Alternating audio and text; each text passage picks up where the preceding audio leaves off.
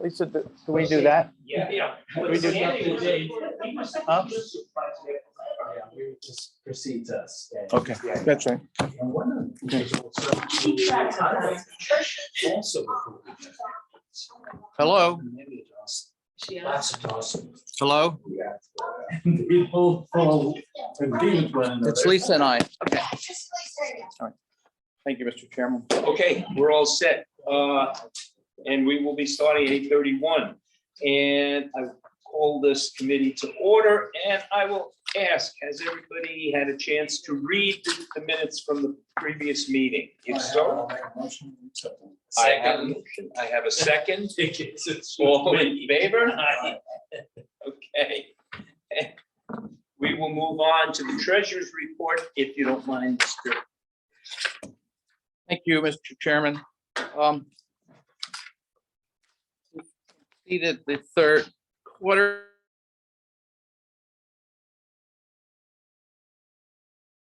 These meetings, we do give you the detailed balance sheet.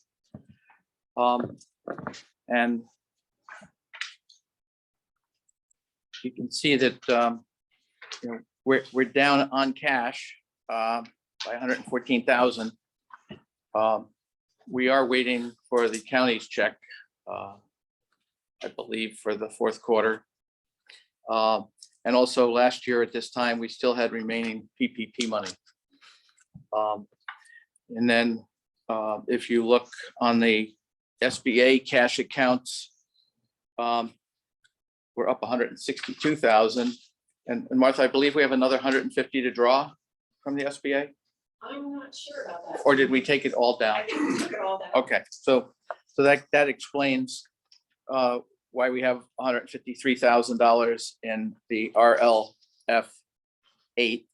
That was the account where we initially took the 300.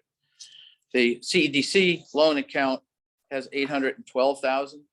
So, you know, if you take those together, and we have about $1.2 million to lend. And, you know, I think that Martha and I are, right now we're starting to get swamped again with applications. Yeah, we've got quite a few in the pipeline now. And we can have a brief discussion of those after the report. We're still carrying about $9,500 in grant money. That's somebody else's money. You know, it's Berkshire Taconics, and they, from time to time, will call and tell us to disperse it to a business that has applied. There's still a few businesses. There's a woman in Chatham who gave $15,000 just for businesses in Chatham. And so, you know, we want to get that out of here. I've told them we want to get that out of here by December 31st. So it's basically a fiscal agency, and the accountants don't like us to have those more than during the year. They don't like to carry over. You know, we're flush with reserves. You know, we have 198,000 in the SBA reserves, which we'll put in context when we look at the report further in. You know, we say that we have CEDC cash reserve of 213. That's a board directed reserve. That's not a reserve that's specifically tied to any required amount. You'll remember we put that there several years ago so that it didn't look like we were running around with $700,000 or $800,000 in the bank. Because if we did have a default in the SBA accounts and there wasn't enough funding in a particular tranche to be able to you know, to be able to cover the refunding of that and the repayment of the SBA, we would have to take it out of CEDC. We still have $13,800 in the Hudson bond account. That too will be cleared out by the end of the year. It was a successful program. You know, they collected. It's interesting, about half the bonds were never redeemed, the $8,000. And we did have one person who bought $5,000 worth of bonds. And The program ended on July 31st. So in discussions with them, I said, let's wait 3 months, and anybody, we only had $150 of bond redemptions attempted after the deadline, but we're going to move that out as well. So we have $2,064,000 that ties into the banking report, which you'll see later. Accounts receivable. What we did with the broadband study for the county is when we paid it's a $30,000 contract. We made 2 installments, 10 each. There's a third one that they're probably entitled to at this point. But when we did that, I booked the amount that we had paid them as due from the county. The county was very pleased with where we are based on a call we had with them last week. I'm sorry, we had a call on broadband last week, but I also had the call on the stimulus, and both Supervisor Hoatling, Basson, and Nye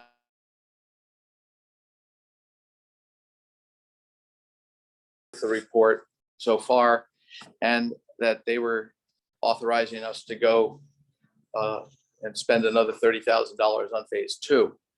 Tistra Hoatling said that she would like to see us get reimbursed for the $30,000 in September. I'm sorry, in October, at the October Board of Supervisors Committee meeting, get approval, and then submit it to the full board in November. And she's thinking they should prepay us for the other, for the second phase of the study. Now, again, if that comes in, we're gonna put it in some kind of a deferred revenue account so it doesn't inflate our P&L. But there's some political stuff out there in Stuyvesant. The opponent to Supervisor Knott is out saying that he and the county have done nothing about broadband in 5 years.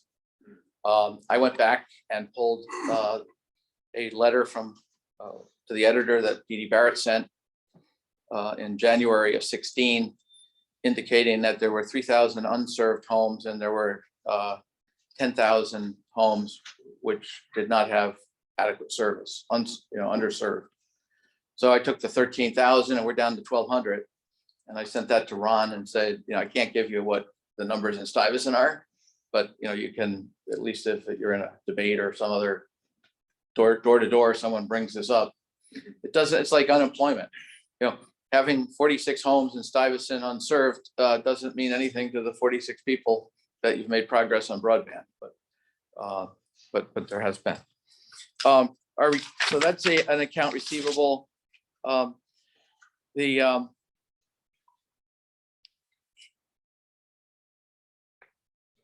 then, we do have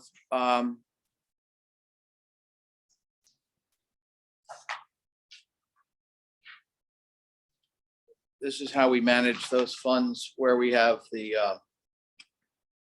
other people's money in the bank. We put it here so it clears out. The SBA, they pay us quarterly based on, and so we do have accrued $48,000 there. We've accrued $61,000 from the counties that through this period.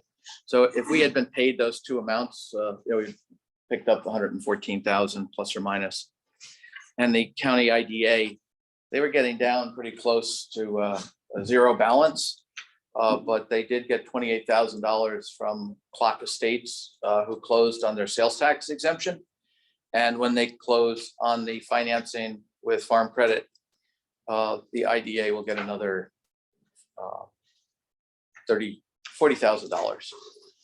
And there's a potential apartment project in Greenport that we are anticipating a possible IDA application in the next week or two. Those will close next year. And again, with projects for the county IDA don't really impact us as much because we get a flat $24,000 a year fee. But the good news is being able to show them that there's money coming in based on the work that we're doing. My hope is that they will not try to renegotiate our contract for 2022. Mike, why don't you share the Hudson IDA minutes with us? I'm not sure, Lisa. Oh. I did it from home.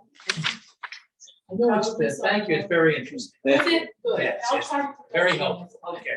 Yeah, it's, Jim, it's absolute transparency. Andy told us we had to. It's gotta be a public meeting or something like that. Yeah, I read gossips quite often, so. yeah. Gossips of Hudson. Yeah. Well, you know, the issue there is, should IDA members be indicating their opinion before they vote on a matter? And I think they can. It's just they have to then say that they listened to the public comment. Yeah. Before they made their vote. So we have current assets of 3.8 million. That's up from about 3.6 for from year end. And a good portion of that's the extra $150,000 that we drew down from the SBA. Our fixed assets remain fairly constant. We are still getting, Harpus is still paying on his note. We have grants receivable. This is going to be an issue because I had tried to get the $200,000 for Flanders was a grant. But if they're in business for 5 years, it is forgiven. Now, I had tried to get the accountants to let us, write off a certain portion of that every year, $40,000. So, we have to go back and take a look as to when that ends. If it ends this year, I want to see if we can get the accountants to book it this year, because we'll have the $140,000 of PPP money booked as income. So, again, it'll be something we'll have to explain away if it shows as a negative, if it's not absorbed by other income on the P&L or when it gets into the audit. Allowances for bad debt, you'll recall we increased that at the end of the year, so we're in good shape there. And we do have a security deposit on our lease here. On our liabilities, basically we have accounts payable, we have accrued expenses, we have the deferred county revenue. So there's current liabilities of 172,000. Long-term liabilities is the 797,000 that we owe the SBA. We do have a $10,000 security deposit on the loan that CEDC has with Hudson Development Corp. They are moving forward. Martha is on their board. I, at Bob Rasner's, who's the board chair's request, have participated in the executive sessions related to the sale of the CAS property. I did meet with the developer of CAS, and his partners and investors are reviewing the environmental report, and that was the only contingent in the deal. I wasn't thinking when I said to him, would you like us to leave the $200,000 in place, because we are getting 5% on it? And he said, Mike, we have no need for money. So, I just thought, maybe a little working capital while you were sorting it all out. So, Can you say, what do you know about the environmental? there's nothing there that they weren't aware of. It's just that everyone has signed off except the investors. And I think, they just said, we'd like to see it. And, if you have a number of investors, that means copying it and sending it. But he said, he believes there's no issue. Now, it's a $3 million sale with no other contingencies. Again, Bob Rasner said that he and Nick Haddad would like to come to the whatever meeting is as close to the closing as possible to thank us, because you'll remember they came 3 years ago and basically ask us to put up to 200,000 so they could get frontage for the project. So Mike, just if you have any sense, if the deal closes, Mhm. what will HDC do? They now have a. well, they are active financial statement. Martha, is best, That's okay. there's some talk about giving grants to businesses, but it's kind of like when the county said, can you give grants to businesses with $1 million? And I said, okay, if we give everyone $10,000, which 100 or, which 50 companies do you want me to call up? So I think it's more they want to do workforce and education. Is that correct, Mark? That's a big part of it. They've just started really having serious discussions, and I think they're going to engage a professional to do a strategic plan similar to CEDC's. They had called me and I put them in touch with Mary Ellen. I don't think she has time, but I do think they want to go through a planning process. I think you want to it's like I mentioned to them, it's kind of like the ski resort that sells off all the land and uses it for operations. After 7 years, there's nothing left and they don't have any money to reinvest in the facilities, but I wonder if that would impact one portion of our strategic plan. it could. One Well, of the fourth pillars. I think one of the things that the difficulty is it would be focused strictly on creating jobs for people in Hudson. And at the same time, they were spending $100,000 a year when Sheena was here, between her salary and benefits and a part-time assistant. It would help us if it would impact our strategic plan to the extent that they have 1+ staff people, because in essence, right now, we're playing that role. And you can't have a viable county without a viable county seat. And it is one of the 6 places that has water, sewer, gas, electric, and broadband in the same location. So I think the balance sheet is clean, it's strong. And Kathy Leiden, who's with us, has been doing a great job. Aaron did a great job when they were both here together in training.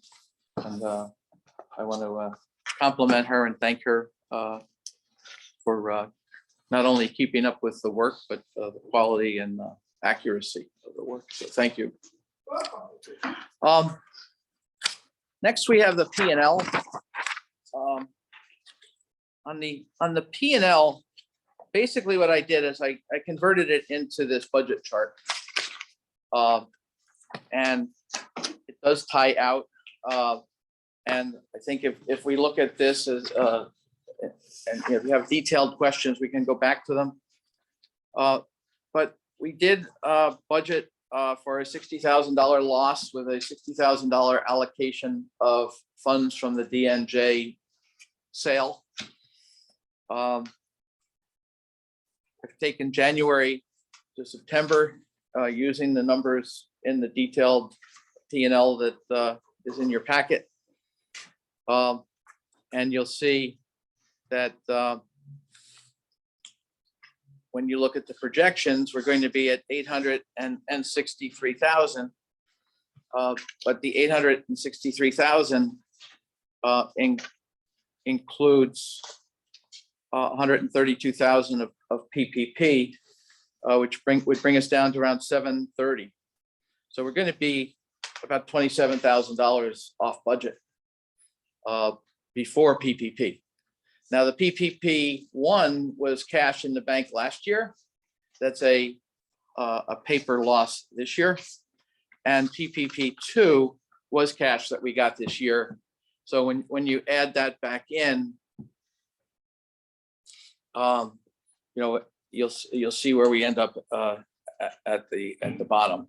On the expense side, we budgeted 791. I'm sorry, 801, and I'm projecting that we will come out at 791. So, the expense side did get back into shape, but as you'll see, a considerable amount of that, almost $80,000 is salary and benefits. And so as we look into next year, and the restaffing.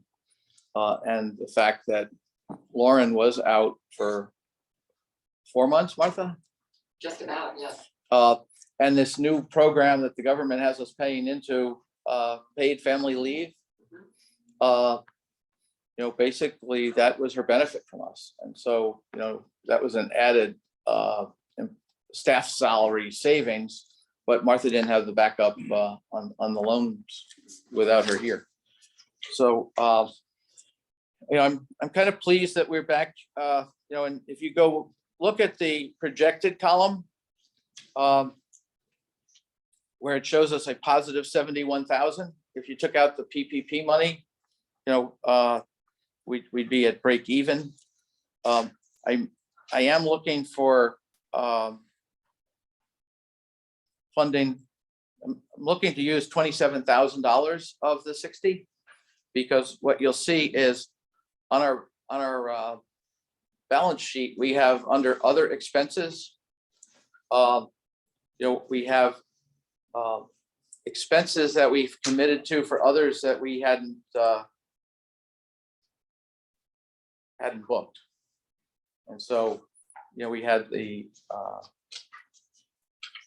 and I have to go back and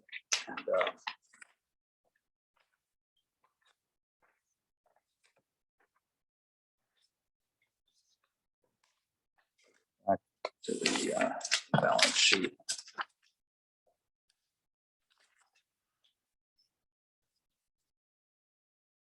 And that was, we had grant income of $50,000 on the balance sheet. And 20 of that was the broadband, which we made the appropriate expense adjustment for in the numbers. But we received we have $15,000 on account for the town of Stuyvesant, a grant from Hudson River Bank and Trust for a park, and they haven't completed the work or asked us to pay the vendors. And we have $15,000 from the same foundation related to the broadband for schools, because once we got that money in the bank, we realized that if we helped the schools, they wouldn't be able to get reimbursed for that by the federal government, and there was a $7 billion program. So we're holding that money. So I expensed it because it hasn't been expensed. And Jim picked this up when you asked me those questions last month. What was in other income? How did we make $50,000 in other income? And so, because we've expensed the $20,000 related to the broadband study, I just subtracted out the $30,000 as if we pay those funds out this year or return them to the foundation in the case of broadband. Mike, when you talk about the DNJ dollars, I mean, there was a certain sum of money. Where are we on that? How much is? Well, we had available? we had originally said what we did is we took the $340,000. We paid ourselves back the $114,000 that we had paid the county. The county had always on all of the land deals allowed us to keep the interest. There was 7% interest on that the original 280 for 3 years, and then there was a net of $180,000, which at the time the choice was the county either asked us to give it back, the county used it to reduce our commitment, or I suggested that they allow us to use it in loose consultation with them, $60,000 a year for programs, and they agreed to do that. We used the first year, we didn't use it because we broke even, and we didn't. There was no specific project that I think any of us felt was important enough to spend that money on. Last year we used it, and then this year we budgeted to use it. I think that what you'll see here is we have a net operating or positive net operations of 71, and this is in the projected column. Right. 71,564. I take out 20. I transfer 27 in, and I subtract that out, the 30 and I get 68.7. And the reason I did that was to push the 68.7 back into the previous year. So you use project fund transfer Well, to yeah. recognize the DNJ dollars. So in essence, we're going to, it appears if these projections hold up, we'll be using about $27,000 of the 60 this year. So that would, you know, and to a certain degree, this is a fiction, but it is the way that those funds were reallocated. So what I then did is, Pat got me the vendor history. She got me the I pulled the general ledgers from last year and this year. And what I've done is come up with a budget. So for administrative revenue, you know, I took our $35,000 base revenue for the 2 IDAs. And then I took 35,000 more. And 35,000 additional revenue is 50% of the funds that we would anticipate receiving from the Hudson IDA as part of our 10% of the receipt of their fees. So I took the $35,000. They're going to get a $350,000 fee for the 2 Galvin housing projects. And they're going to get a $250,000 fee if the pocketbook factory goes forward. Now that is still in planning board and it still hasn't been approved by the IDA. So I took that 600,000 and I used 50% of that to get to the $70,000 number. That's 50% more than we've had this year. You're projected, right? Right. You think that's a little aggressive? Well, it's it's all or nothing. You know, they have to close the 2 housing projects to get that. You know, this year, actually, it's $35,000 because we get 24,000 from the county IDA and 10 from the city IDA as a base. So we start with 35,000.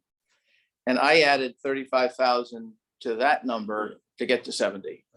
And if one of those 2 deals close, we get 25,000 or 35,000. Right. But they, I'm just inquiring aspirational. well, mean, I think the housing project has to go forward. I mean, it's gotten planning board approval. I mean, but the delay is, we had budgeted it for this year. The delay is that, you know, there could be an Article 78 before this is all done. The state won't issue, they just put their application in for the grant money and for the low-income housing tax credits. Darren Scott from the state has shepherded this project because he believes there's a need for it in Hudson.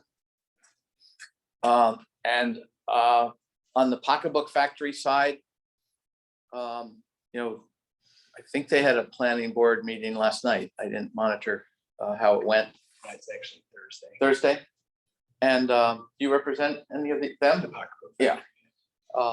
So, but everything that you know, they're on target. When we ask them for escrow for the IDA lawyer, they run over the check. I mean, they are a significant. They're backed by the MacArthur Family Foundation or Family Fund, not foundation. It's a for-profit, and I believe they have you know, over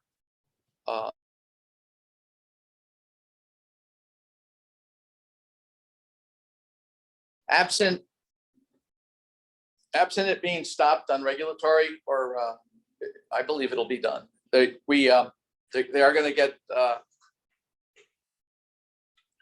you know, their IDA application, which is in public record, reflects a $9 million loan on a $25 million project. All the approvals next year, you think? I think the approvals will either be this year or not. Oh, Because one of the things with the IDA, if you don't have the approvals done by December 31st, you're going to open yourself up to prevailing wage rates. And I think, you know, but again, when I first did it, I put the full amount in. And then I said, well, you know, one of those projects will go forward. and the two housing projects can't be split. They can't all of a sudden say that they were approved in tandem. So if they decide, okay, we're not gonna do one, they can't build the other. So, but anyway, the county has indicated that they're gonna give us back 460. And they'll consider, if they ask us to do specific work beyond our current scope of work, they'll pay us like they did with the broadband. The grant income, that is generally miscellaneous grants, and it's not a large number, but it's, this year we were projecting 6,800.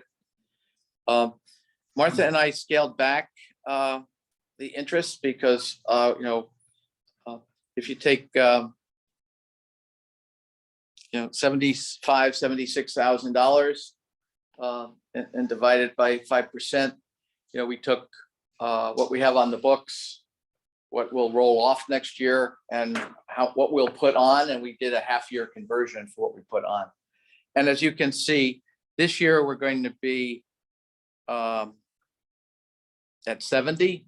So we didn't last year we over budgeted interest, and part of it was we budgeted it more closings, but we also budgeted it at 5%, not the 375 that we ended up doing. And we gave the CEDC clients the match on the SBA deferral, where the SBA paid their deferral in real time. Ours gets pushed back, so we lost half of. The bulk of our loans are at the 375, right? No, No? No, no, I'm gonna say the whole. Okay, good. I'd say 50,000. Well, no, let's see, 15, probably 100,000 to 150,000. Yeah, it would be the 10 or 12, $15,000 rapid recovery loans that we did. Right. Moving down,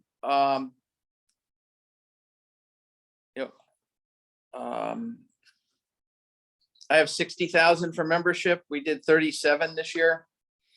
We had budgeted 65. In the past, we had budgeted 75. We are working internally on a much better list. I mean, there are 10 people that should be giving us 2,500.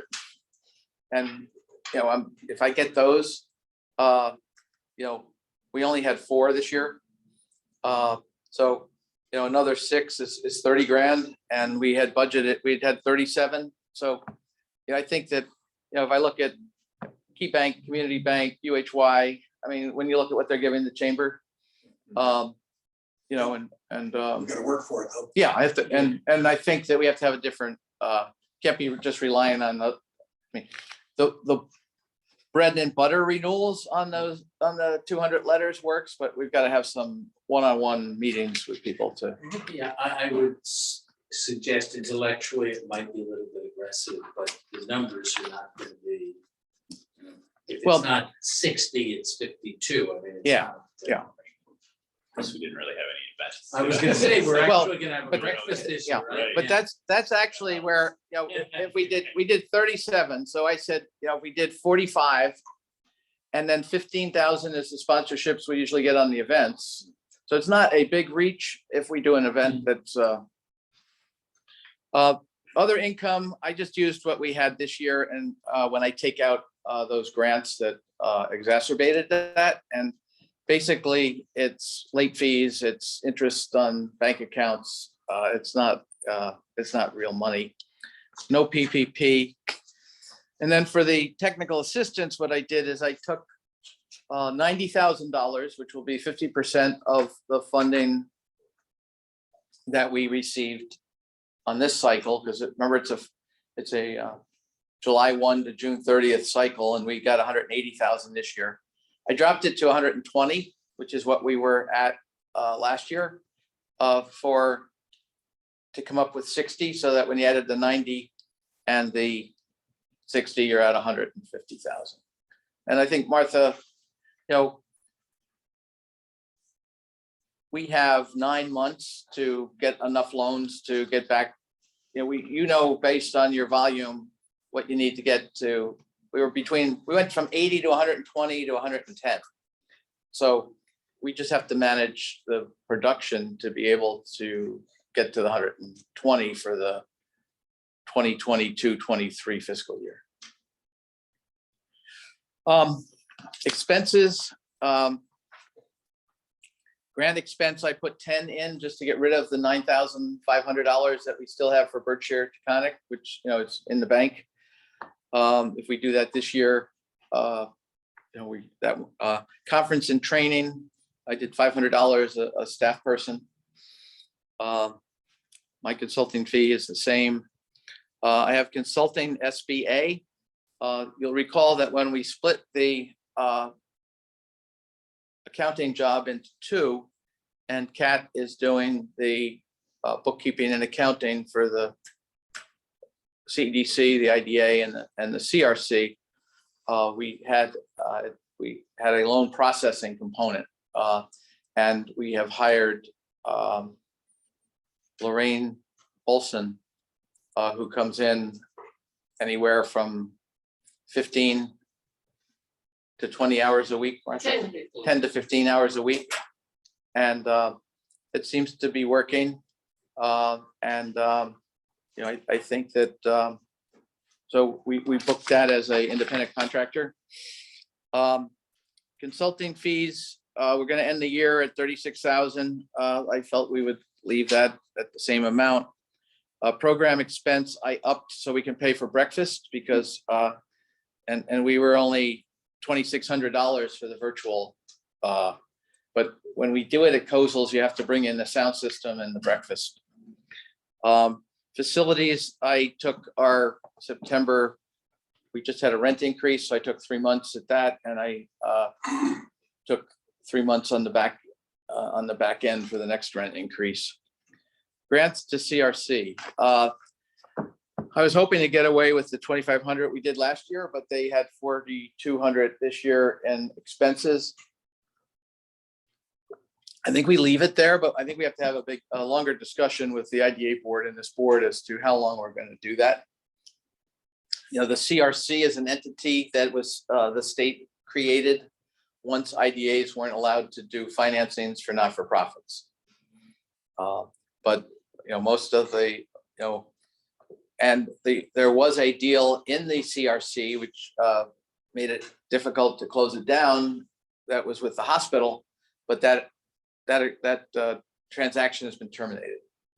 So, you know, I think that if we were to get the Shaker Museum, for instance, and I've been talking to them, we've talked to the hospital about their further expansion.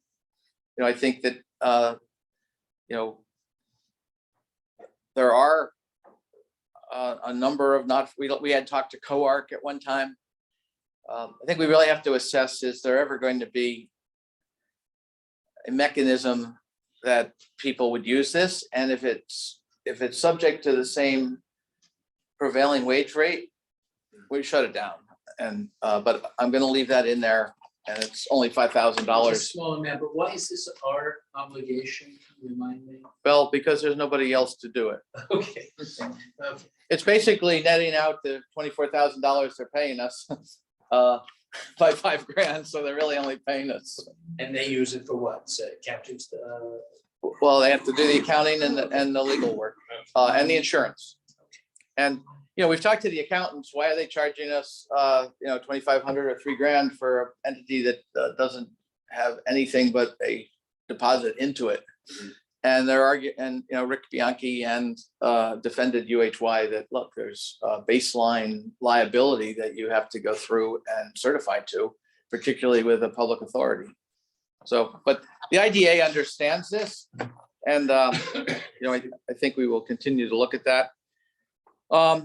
Insurance last year was $3,600. You know, I had budgeted 45, so I took a chance that it'll not be more than a 10% increase. The SBA interest is marginal. We didn't even budget it last year, and January to September was $63. But so it's, you know, I just didn't know if we borrowed new money, whether they would be charging more as you come out of the pandemic. New initiatives, I started with 36, and then when we had a bottom line, I put it in new initiatives and in, I'm sorry, I'm on microbiz. I put it in those areas because that's where you would, if you have excess revenue, after you've covered your staffing and overhead, it should go to programmatic areas. Our office expense, Say just one quick thing. At one point, we looked at that DNJ money as for new initiatives, but what we're basically doing here is funding those new initiatives on a current basis Right. from essentially free cash. This, one of the things that, when I looked at,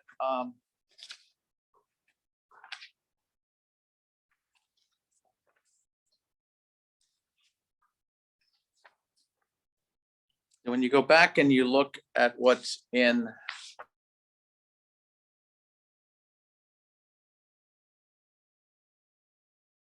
it's computer equipment and leasing, telephone and fax, internet, office supplies and printing, then dues and subscriptions.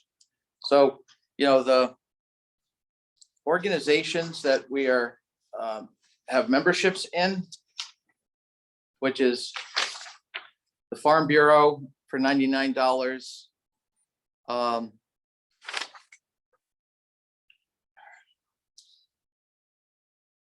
Hudson Business Coalition, Upstate Capital, New York State Economic Development Council, Center for Economic Growth, Patterns for Progress, $135 to the Regional Commercial and Industrial Real Estate Brokers, Greene County Chamber, because we're the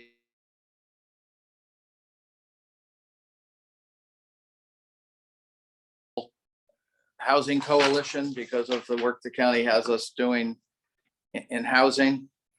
And then that adds up when you start to, and so last year we didn't catch that, but you can see it that in the budget, I only had 40,000, 45,000, and we didn't catch a lot of that. So in addition to dues and memberships, we have postage and the website. Postage is down because we're not using it. But this year I went in and took each of those line items and looked at what we had done in 2021 divided by 8 times 12. And I'm much more comfortable. It's a big number. But when you look at it, the office supply component of it, again, I always had budgeted $750 per employee for office expenses. And, so it's about $15,000 would cover that type of thing. And in the past we had, this was 200 and this TV was $200. A couple of the computers were gotten to some of that office expense, but I do think it's much more reflective.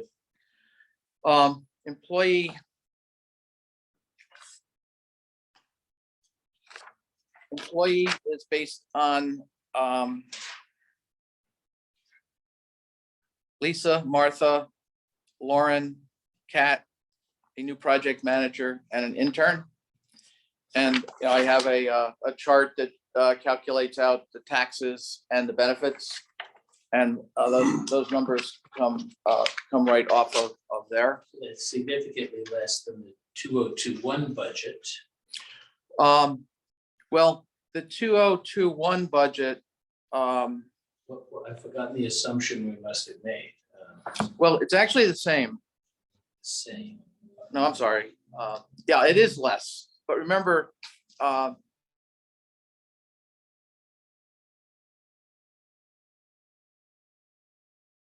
the time. Okay.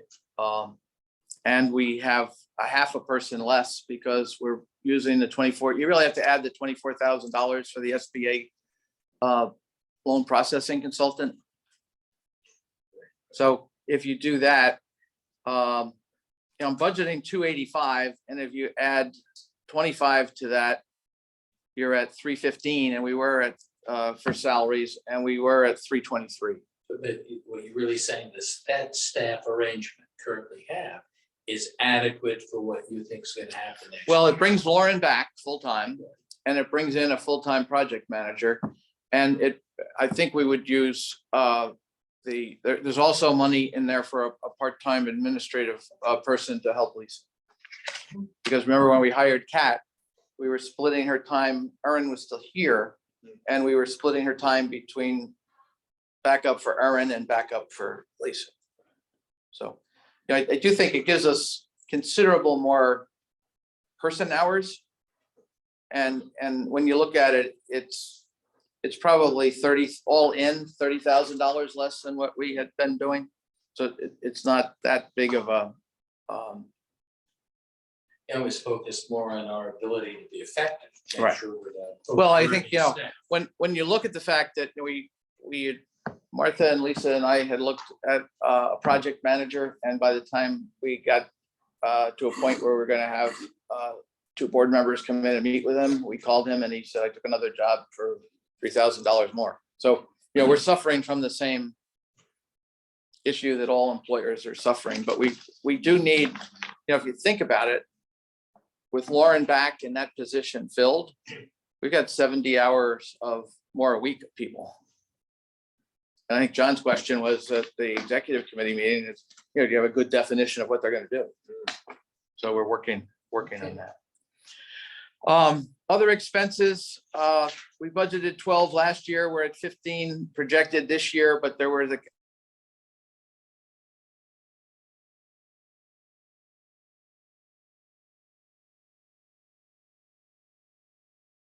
we did the employee manual. We had some other HR consultants on the legal side.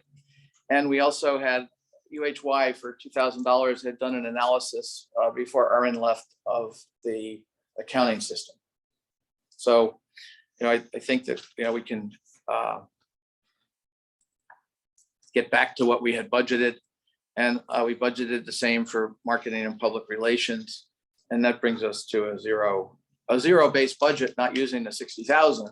So that if we do have a project that we think is worthwhile, we can use the money for what the purpose was. Right. You always have that cushion, that D&J cushion, right? We Well- can't budget with that in mind, but it happens to exist. But I do think we have, and I know we've been talking about it. But, you know, one of the issues has been that over the past 5.5 years, our cash keeps going down. And why does it go down? Because over that period of time, we have taken in $350,000 of interest income from the loan program and put it back into the loan funds. And not taken some portion of that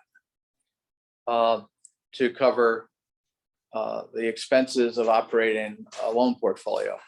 And if you look at this, you know, there's basically $130,000 of staff and overhead for the loan program in here, maybe 150. And then we're adding another 42 for technical assistance. So the loan program, when Martha and I did this a year or two ago before COVID, it runs at about $225,000 a year if we were to separate it out. This year, we're fortunate, we're getting 180 from the SBA. So we're subsidizing $70,000, but we're not taking any of the revenue. And I think we're getting to a point where, you know, we're almost going to be at a static 500,000 when we pay back the EIDL 100 grand that's in these numbers. And I think we have to look at, you know, what percentage. And the interesting thing is that, you know, if you divided, you know, 5 into 350, it's about 70 grand a year. So, you know, do we take 35? Do we take 25? Do we take 50? Do we take half and bring that into revenue, into operating revenue rather than? These are expenses directly related to the loan program. Yeah, I think it was the right thing to do, why we had the money to be able to do it. And I think that when you look at the performance of the loan program and the reality that, we have minimal defaults over the last 5 years after the hotel issue got cleaned up and some of the other things in the past, that I'm really pleased and proud, and I know Martha is, and the rest of the team is, that we're at a $3 million portfolio, roughly. But we have half of it to lend, and we have incredible built-up reserves. If we go back to the, there is this report in here, loan current outstanding. We have $700,000 outstanding on the SBA, and we have about 150. So we have 800, say $900,000 in SBA available and on the street. So that's 115%, which is what they require us to have in cash, is $135,000. And when you look at the SBA loan fund, we have $198,000. Now, that wasn't a bad thing either, to have money available if the proverbial hit the fan. But I do think that when you go back and look, if you look at the LLR3, it's $21,000. That's our money. Martha and I are looking at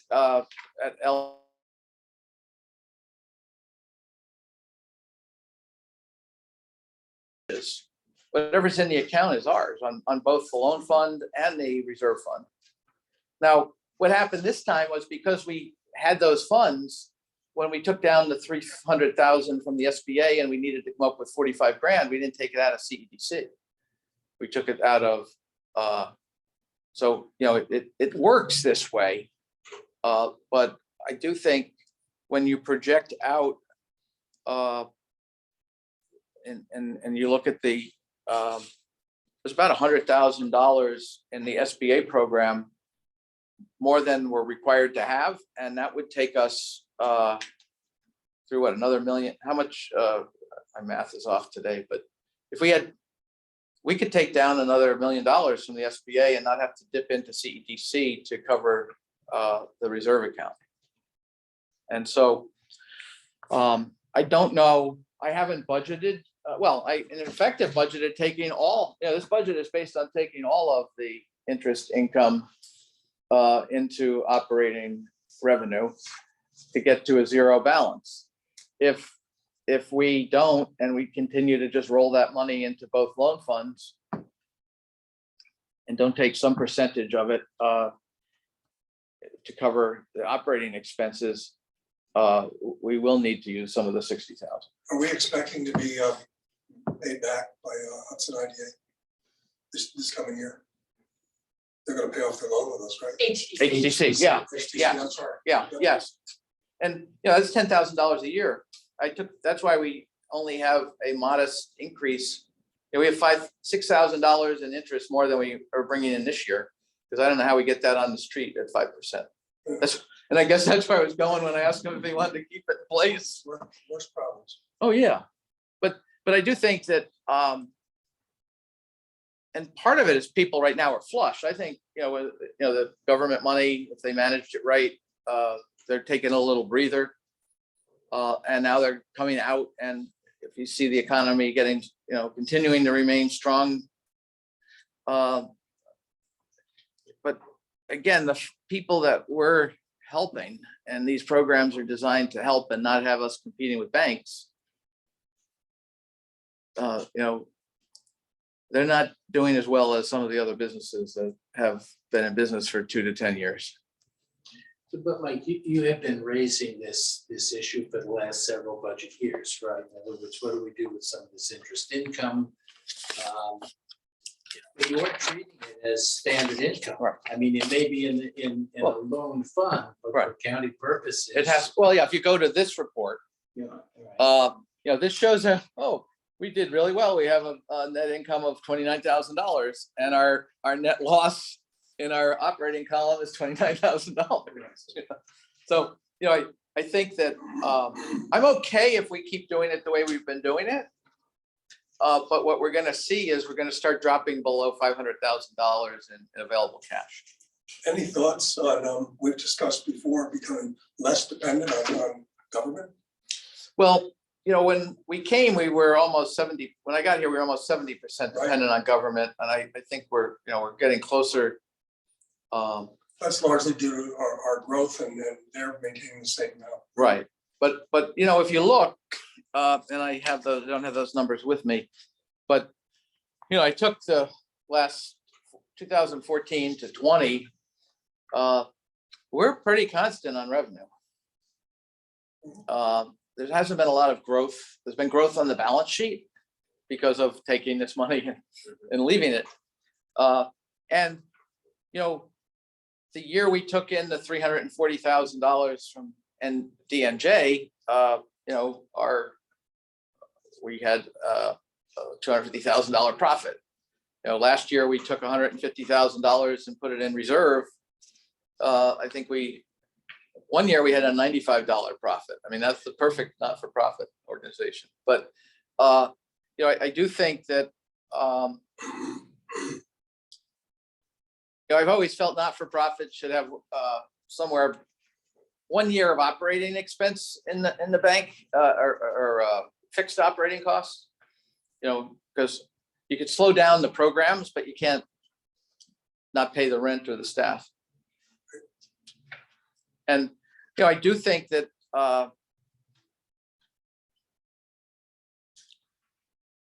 I think we're well positioned for a continuation of county government as is, or a change in county government. We work very closely. We try to be the chairman of the incumbent party. Work with whoever is elected on all levels. And I think that we have great respect, with the exception of one supervisor who's fearful that we are too solar driven, but we've been instructed by the full board of supervisors with a unanimous vote at the IDA not to assist a solar project where the town board is opposed to the project. And and I think she's just concerned that, will that policy change? Because they did lose their case when they were challenging the state's ability to use the new review and approval process. And it's going to get, I don't see that we would ever do that, especially if the government changes. But I do think all of the supervisors find us as a resource without any litmus test as to what town they're in. Did you use the concept less dependent on government? Did you have something? No, I just, from way back, that was an agenda. It was to become, that way we're not. Additional sources of income. Well, we're also not the mercy of the Funding. the board. Supervisor. The state. Yeah. Well, the interesting thing is, where would your revenue come from? We did review 3 years ago the model that CEG went to, which was the investor model, where the way to get more non-government money here is to increase membership by 100, by twofold. Right. Now, to do that, what CEG did is they went, instead of doing annual memberships, they went to a 5-year commitment. And unfortunately, what happened at the end of the 5th year was they were in the middle of the pandemic. Ooh. And they went out to get people to sign up for 2022. And Key Bank said, we can't give you 50 grand again. Global Foundry said, we're not giving you 100 grand again. And so they ended up closing, well, considerably scaling back and merging with the Albany Colony Capital Chamber. Now, they're still able to do things, but I think that it's kind of like why you refinance bonds, because you don't know what the market's going to be the year they're due. I mean, don't get me wrong, it's probably unattainable. We can't be totally not dependent on government, but if we grow our portfolios and grow our membership, Well, if we got half of the, if we had $2 million on the street and we were getting 5%, you'd be bringing 100 grand in there. If you got corporate and membership and sponsorship support to 100 grand. And then Saratoga Economic Development, although they have two, they have CEDC and the county partnership funded by the county. CEDC now charges people for some of the services. So, if a John Frischkoff came in here and was asking us to help him with his project, after a certain level of base concierge service, we would charge him. That gets like, who do you charge? How much? I mean, it gets a whole different model, and they weren't very successful about it. I did pull. We did pull a report.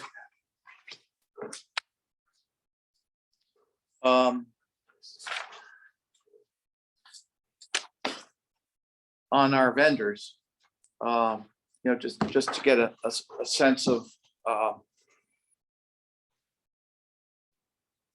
and basically we have 30 vendors over $2,500 and everybody else is below it. And I think that, so you could get to 50-50 maybe, but you would have to be able to take, getting an IDA fee from a private sector business, but you're using a government vehicle to generate the money. So it's how you would define. Another 100 grand of money on the streets, only 5 grand in revenue, right? Yeah. So, if you had 2 million on the street and we've got, but our vendors over $10,000 are my contract, our rent. We did pass through $21,000 to Hudson Valley Creamery, where they received a state grant and it ran through our books and we kept $2,500 of it, but it does show it up as a vendor. Speaking of which, are they going to do this again? Are they going to reapply? The gentleman who was running it for the last 3 years went back to France, and I don't know that they've reassigned someone yet.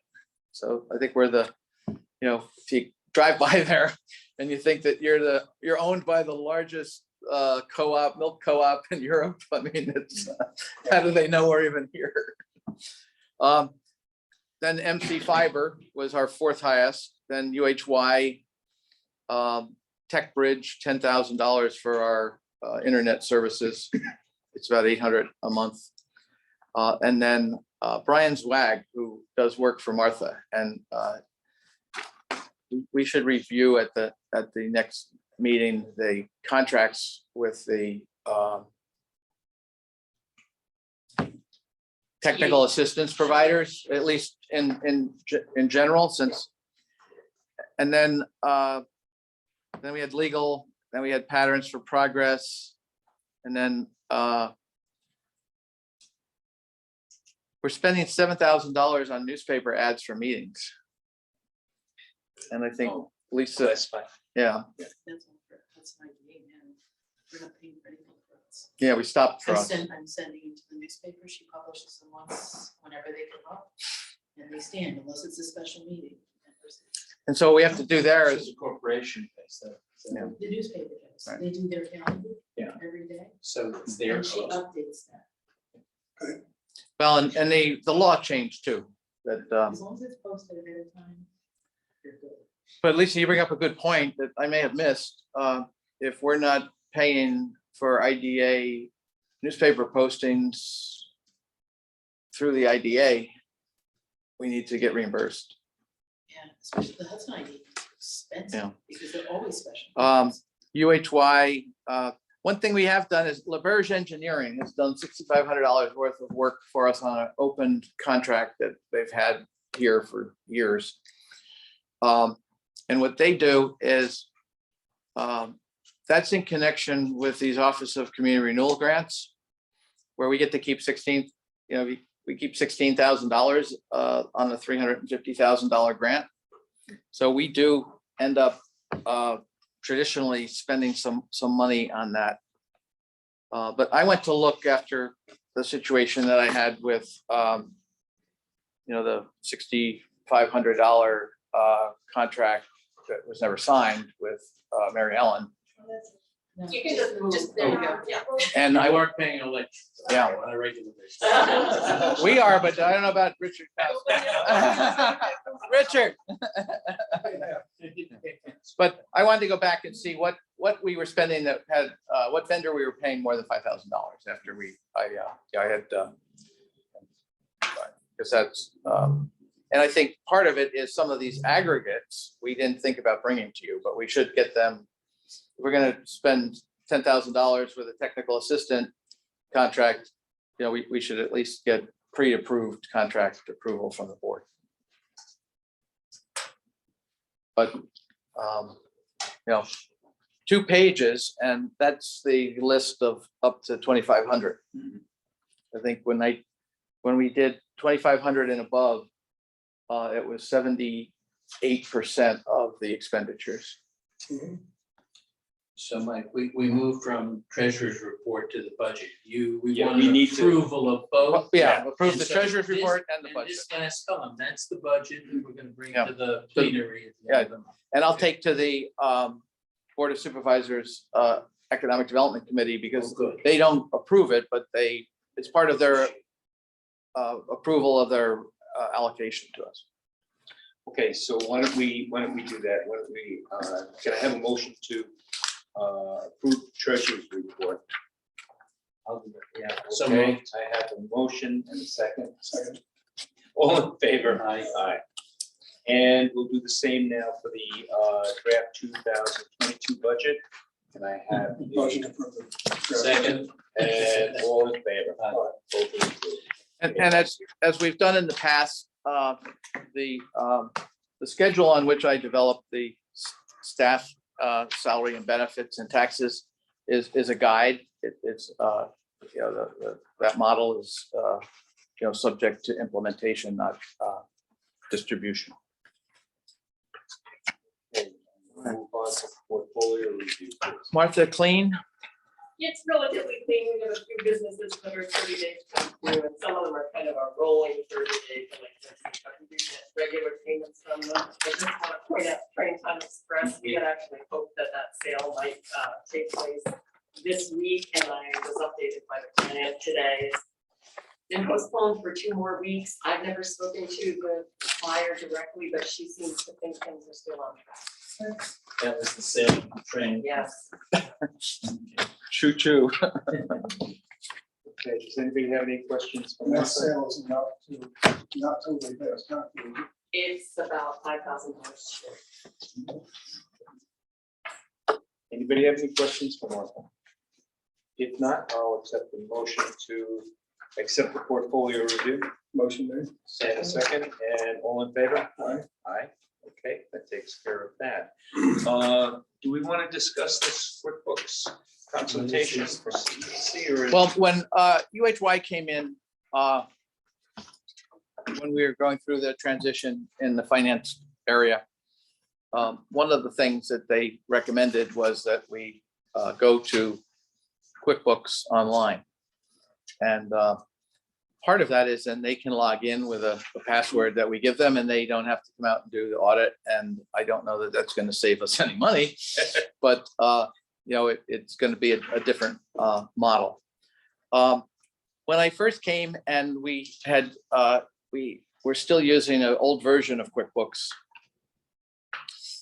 because at the time we started QuickBooks here, QuickBooks didn't have any ability to take multiple companies and aggregate them for reporting purposes. So, Erwin was having to have a separate company for each grant. And so we switched the chart of accounts and we updated that. And this fellow Wayne is the only certified QuickBooks expert in the region. And he worked with us at that point to 5 years ago to update all of our QuickBooks and accounting system. Kat has worked with QuickBooks Online. It's a little different. It's just, it's going to be a little bit of an adjustment, just like any upgrade of, Office 12. The stuff isn't where you thought it was the last time, but and the bulk of this is the QuickBook, $1,600 for the QuickBook conversion. It's $160 for us to buy the software for a year with 25 seats. I don't know who would need 25 seats, but it's and we're gonna, we set up seats where only one person can make changes. Everyone else is read only, but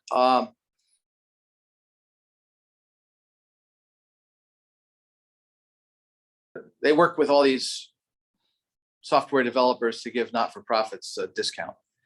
But one of the things that came out of the UHY report was evaluate our process, and this is the add-on. Evaluate the process of documenting and receiving payments, bills approval, variable bill, and then approve the bills, and then consider scanning all bills using an app, creating a PDF. We talked about that with UHY, but the UHY platform was so more complicated than a business this size, where this guy works with companies that are much smaller. I think that many of the reports, the report that shows all the bank account data and the report that shows the loan report, Kat has to do that manually. He's got in here that customized reports for those reports would be able to be set up instantaneously.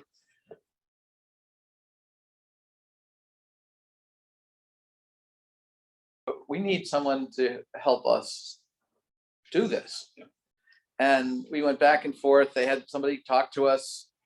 And then finally I said, look, this is not what you do. We need someone who will set up a set of procedures. And one of the things that got me nervous about this, although CEDC is only subject to audit by are we under the ABO? Yeah. The ABO, at the conference I went to, I spent 24 hours in Cooperstown at the four-day conference with golf. I didn't stay for the golf.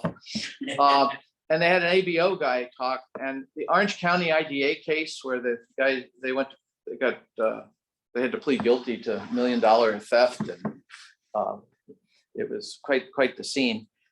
They criticized them in the report for not having a financial procedure manual. And we had talked with Matt about doing that several years ago. And again, it's not what they're, A, you can't afford them to pay them to do that. And B, it's not what they do.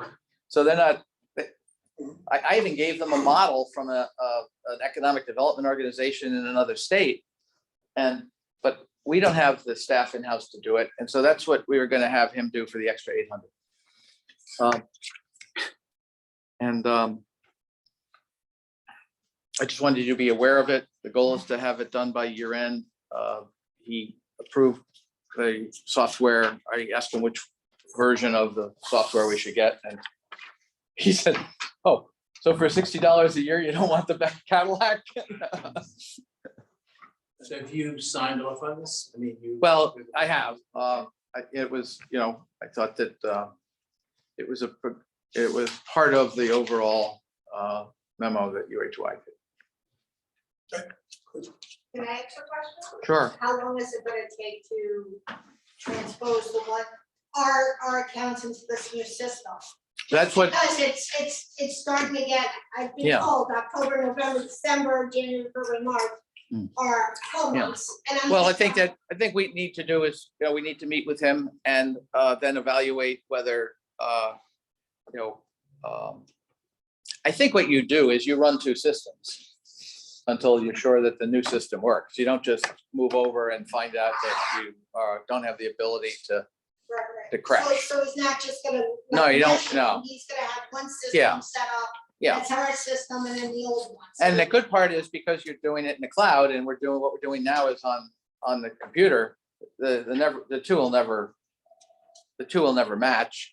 And because you can import data, you only have to enter it once. But those are the things he knows how to do without, instinctively.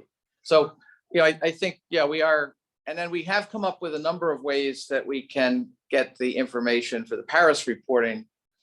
We were able to, with Down Home, we can now download all of the loans with 100 variables or filters into Excel.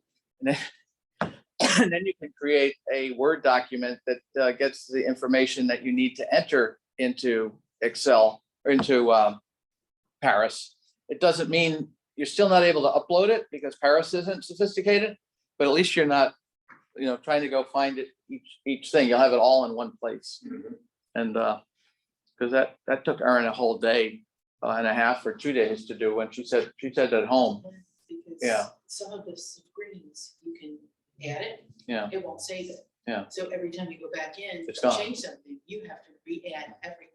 And I brought that up to, ABO right now is a little floundering because the guy who was directing it had been chief of staff to the now governor, and he's back over in the executive chamber. So there's, it's fearful when someone who is at least reasonable is no longer at the helm.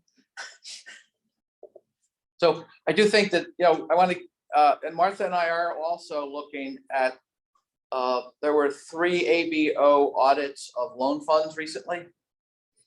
And so we've reviewed those reports and are beginning to look into what we might need to put in place in advance of having us in the report telling us we weren't doing what they wanted us to do.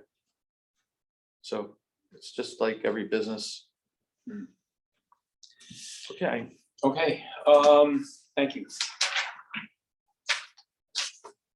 Unless we have somebody from the public online, I will ask you if there is anyone from the public online, and if you have any comments. It's just Lisa and I. Okay, if not, then I will accept the motion to close the meeting. And not go home. I'll give you the motion. And a second. All in favor? Have a great Thank you, everyone. morning. Thank you. Well, it's more